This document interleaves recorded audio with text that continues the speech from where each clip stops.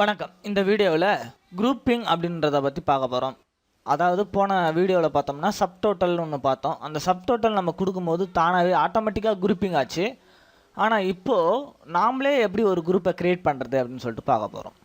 இங்கே பார்த்தீங்கன்னா 2015 அப்படின்ற இயரோட குவார்ட்டர், ஒவ்வொரு மந்தோட குவார்ட்டர் அதனோட வேல்யூ எல்லாமே இதில் இருக்குது. அதேமாதிரி 2016 இருக்குது.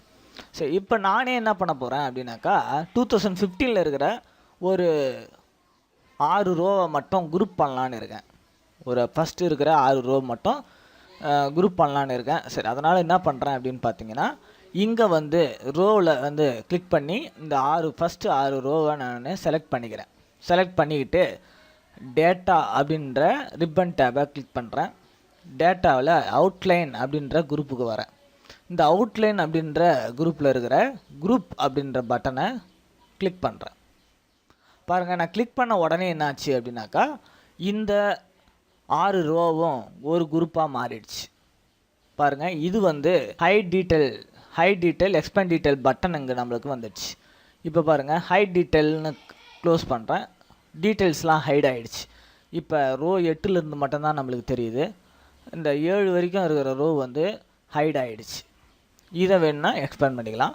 நம்ம ஈஸியாக இதுமாதிரி குரூப் பண்ணி ஒர்க் பண்ணுறதுக்கு இந்த குரூப்பிங் பயன்படுது. அது மட்டும் இல்லாமல் இதுக்குள்ளார இருக்கிற இந்த 6 ரோவுக்குள்ளாரையும் நம்ம குரூப் பண்ண முடியும். பாருங்கள், இப்போது இதில் இருக்கிற ஃபஸ்ட்டு 3 ரோவை மட்டும் நான் செலக்ட் பண்ணுறேன். இதை மீண்டும் நான் என்ன பண்ணுறேன், குரூப் பண்ணுறேன். பாருங்கள், இது ஒரு குரூப்பு. இப்போ இந்த ஃபஸ்ட்டு 3 ரோன்றது இது 2வது குரூப்பு. இதை மட்டும் வேணும்னாலும் கொலாப்ஸ் பண்ணிக்கலாம். இதுமாரி நாமளே கஸ்டம் குரூப் பண்ணும்போது நம்மளுக்கு தேவையான வேல்யூஸை நம்ம குரூப் பண்ணுறதுக்கு பயன்படுது. சப்டோட்டல்னு நம்ம கொடுக்கும்போது பார்த்தோம்னா ஆட்டோமேட்டிக்காக அது குரூப்பிங் ஆகிடும்.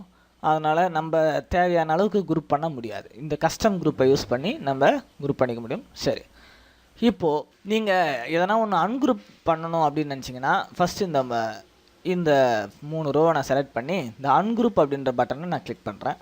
பாருங்கள், இந்த குரூப் மட்டும் அன்குரூப் ஆகிடுச்சு.